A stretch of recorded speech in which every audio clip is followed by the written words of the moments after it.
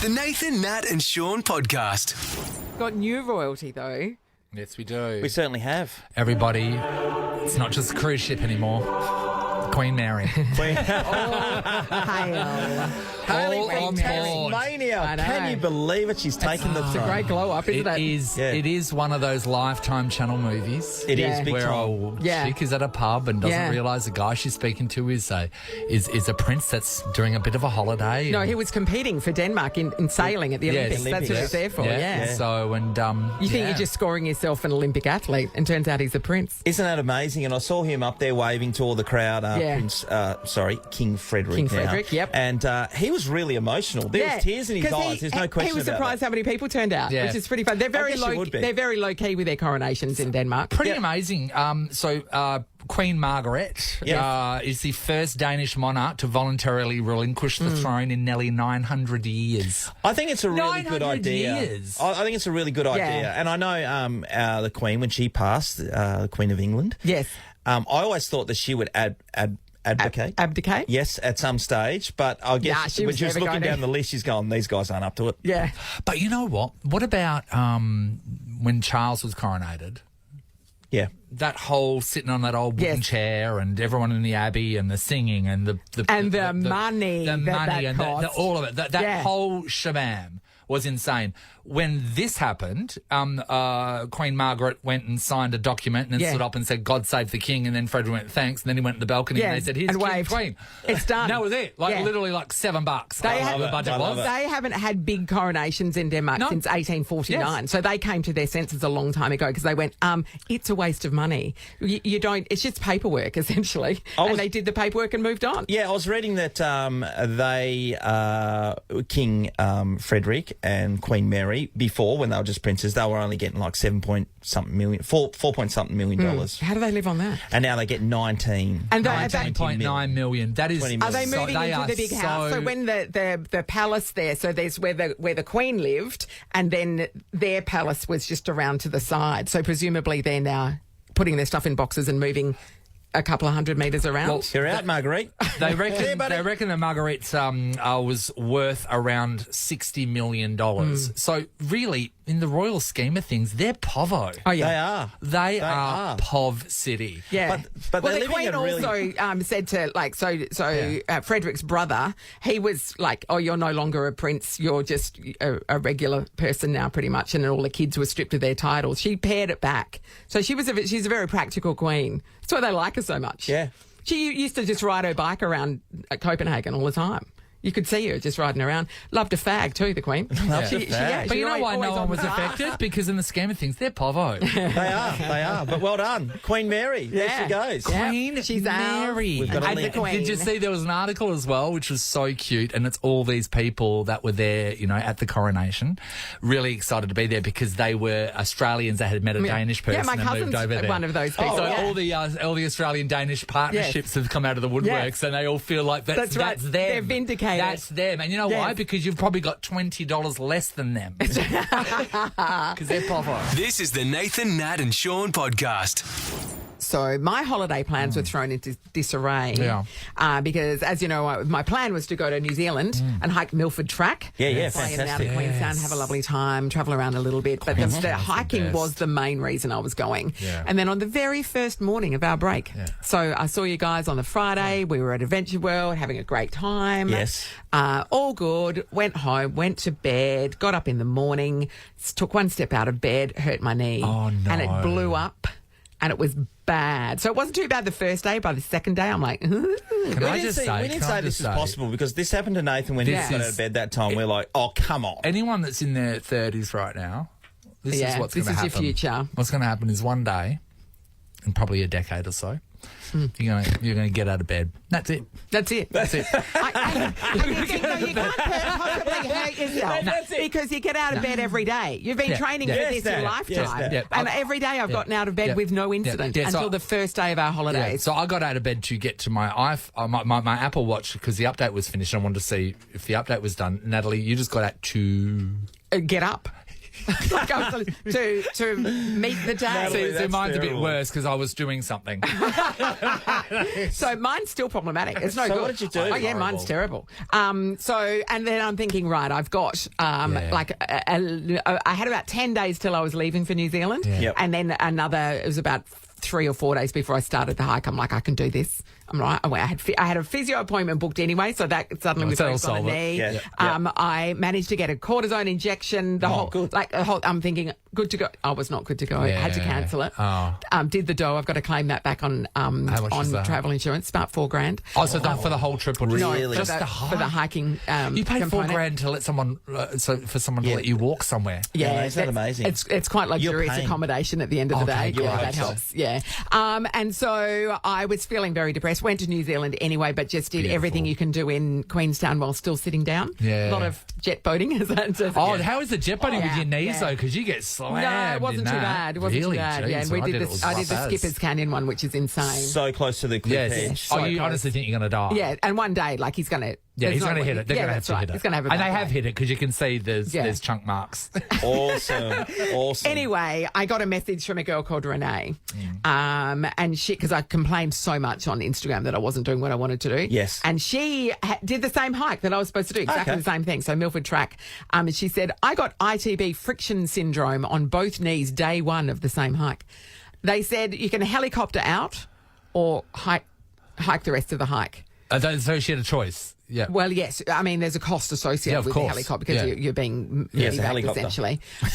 She said, so I hiked out with 2 straight legs for the next 4 days over the mountain pass. It was a once-in-a-lifetime trip. I wasn't repeating, so I figured I had to suck it up. So wait it was there. like being in labour for 4 straight days. Now, everyone, she said straight leg. Yes. So marching like the Nutcracker. Yes. Up and down Up a and mountain. down a mountain. Even marching as the Nutcracker on flat surface is difficult. difficult Well, enough. when you're lifting your leg up, if you have Yes. to go up a stair or over a boulder. Well, the or a reason, rock, Sean, whatever we the have case is. knees is because the human body requires bending to be able to travel. Yeah. And so going up and down a mountain. And they reckon that mountain pass day is the toughest of all of them anyway.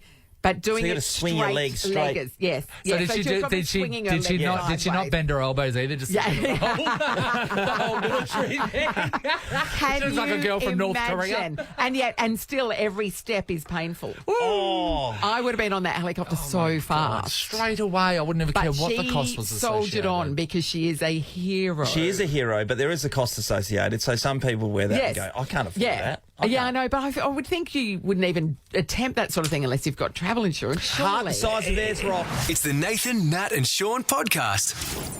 So Christmas time, Sean, where were you? Chewing down on some cheese. No, we had everybody over at our house. Oh yeah, lovely. That Oh, my Christmas was cancelled. Thanks for bringing it up. My brother's. That's so funny. I know. So I saw Sean on Christmas Eve, Yeah. and he's like, we were in the Melbourne Coles. Sean had a shopping list that was a book, Nathan, a book. really? He would love that. It was An ridiculous. actual book. Ridiculous. Anyway, and I'm like, tomorrow morning I'm driving. Going to drive down to Esperance, leave really early, be down there, for afternoon tea, Christmas dinner. Yeah. And then after that conversation, I called my mum and said, is there anything you want me to pick up for you? And she went, oh yeah, about that Christmas is cancelled because my brother's entire family got About COVID. that, was she What is going she, to the ring you and I know, tell I'm like, you? what When were point you were you going to leaving? tell me? Like the following morning, Christmas morning. So if you didn't ring her, did you think she would? Do you reckon she would Yeah, I have don't know, told probably you? halfway I don't there. think she I get would've. to Lake Grace and she's like, oh yeah, don't worry, it's off. That is so So I went down for New Year's Eve over the New Year's weekend in the end. But so Christmas was I turned up as the random at someone else's family gathering. Yeah, that's nice, isn't it? Yeah. That's Thanks, nice. for, I do Because you know thanks for what? having me, Amber. You got and no Reece. skin in the game. I know. I You know. can leave at any time. And I emceed their wedding. So I'm like, no, this is what happens when you MC the wedding. You have to host That's them cute. for the following Christmas. I like it's it. the It's a good rule. idea. Everybody Love knows that, right? Well, I was down in Bustleton with my parents. We ended up getting an Airbnb basically at the last moment. Dropped a bloody lot of money to get it too. So somebody else got COVID and couldn't go. I think so, because there was no way I should have been able to get it. Yeah. Paid through the nose, though. But the reason why we spent Christmas in Bustleton was my cousin Meg and her partner Pete. They're travelling around Australia for a couple of years doing caravanning. Yeah, right. So they said they were going to be there at that time. Mum got excited, so That's why we end up going down there. So I did ask Meg and Pete what they would like for Christmas, because we're not really big Christmas present people. And they had mentioned that they would love to get a garment steamer for the caravan. Yeah, okay, you're right. Because, you know, like, yeah.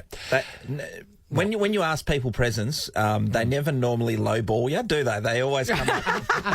Well, you can get one for like $60, right? But I went to Harvey Norman, saw our friend Claire, went down there, and I got like, I think it was like $170. I saw Claire yesterday. She's amazing. Yeah. So, hi Claire. How random is that? So I ended up getting the best one that they could get, and I thought, okay, that's great. And then also got them a game of quoits to great. that we use on Christmas Day, and also caravan travel fun around. Yeah. So then Meg was so excited to give me my gift, and she gave me the bag, and then suddenly Pete, her partner, pulls out a phone and starts filming, and I thought, oh, here we go. Yeah. Okay, so how big was the parcel that we're talking? It's just like a bigger size Christmas bag, you know. Okay. You're in for a beauty here. Yeah. And so it's tissue paper. I pulled the tissue paper out, and then, guys, I pulled out this, which is that's quite big. It's a crochet blanket. Crochet blanket that Meg has been doing on her trip. Oh, so she's lovingly made this for you. No, not lovingly made it for me. Apparently, on her Instagram, she had been making, like, you know, documenting the process of making it. Because there's a lot of downtime when you're caravanning. Was throwing people's names out of who she's going to give it to, and everyone was saying, I don't want it. Everybody. It loved one's friends, acquaintances. Do you not follow her, so you didn't see when she threw your name out? I didn't know. Then all of a sudden... know. So everyone said no. There's no one left. Yeah, I do not want it. So I was the lucky one to get this. So they filmed this. They filmed the moment that I got it. Here it is.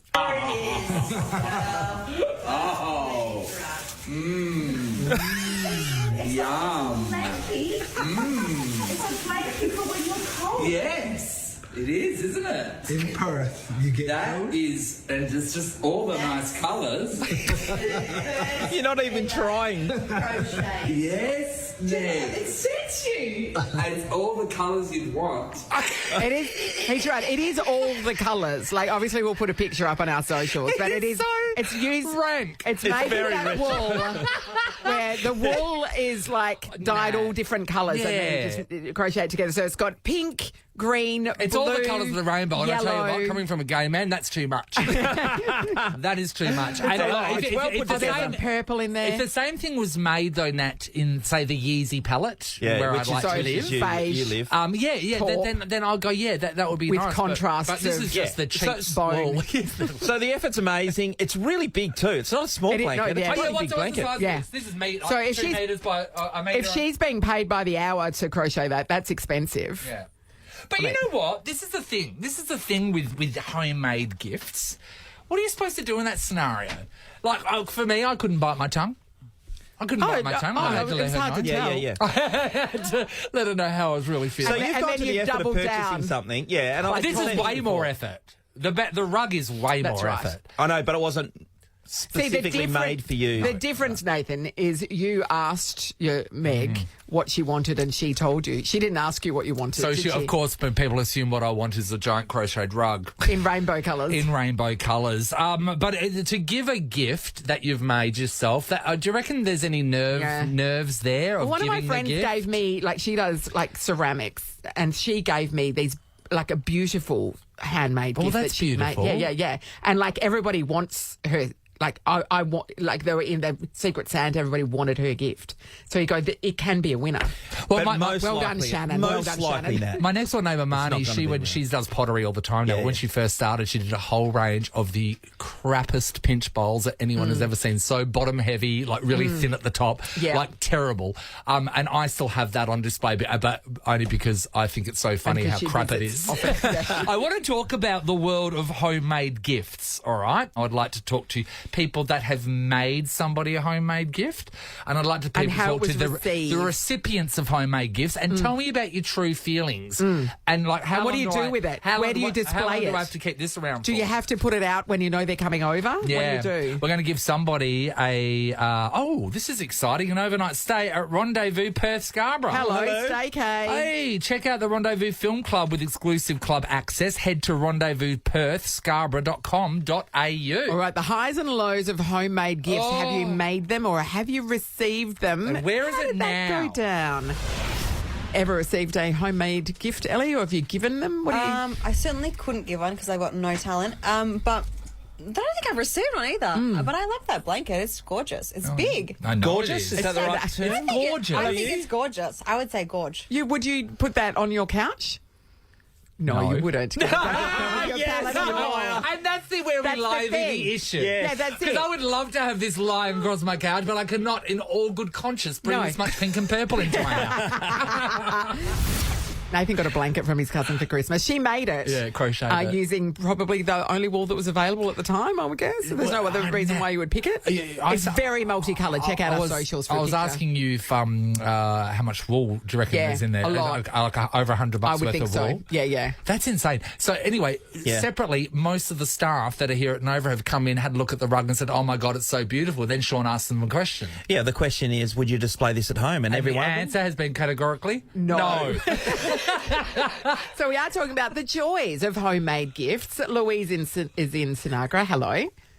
Hi, how are you? Hello, Louise. Okay, so are you the person who makes the homemade gifts or have you received them? Oh no, my daughter and I are the receivers. Okay. Okay. What did you get? So my mother thought that it would be fantastic to hand make a balsa wood gift box to hold all of her keepsakes as she grows up for her first birthday. So it's teeth and hair locks and things like that.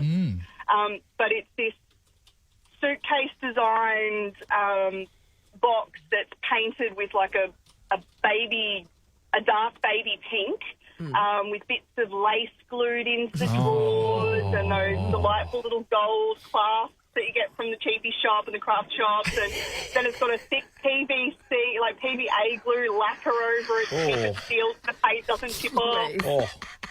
Yeah. Where is it? It is hidden in a cupboard far, far from anyone's eyes. Do you think you're ever going to look back on it and go, oh my God, how sweet, this is a treasured family keepsake? No, I'm trying to figure out how to get rid of it and what is a nice way to say, oh, this happened to it. I'm so sorry, Mum. Hey Lou, I'll do a deal. You burn mine, I'll smash yours. Sounds like a plan. Thanks, Louise. Lisa is in Mandurah. Hello. Good morning, guys. Hey, Lisa. Now, do you give the handmade gifts or do you receive them? Well, firstly, I believe if once you give a gift, it's gone.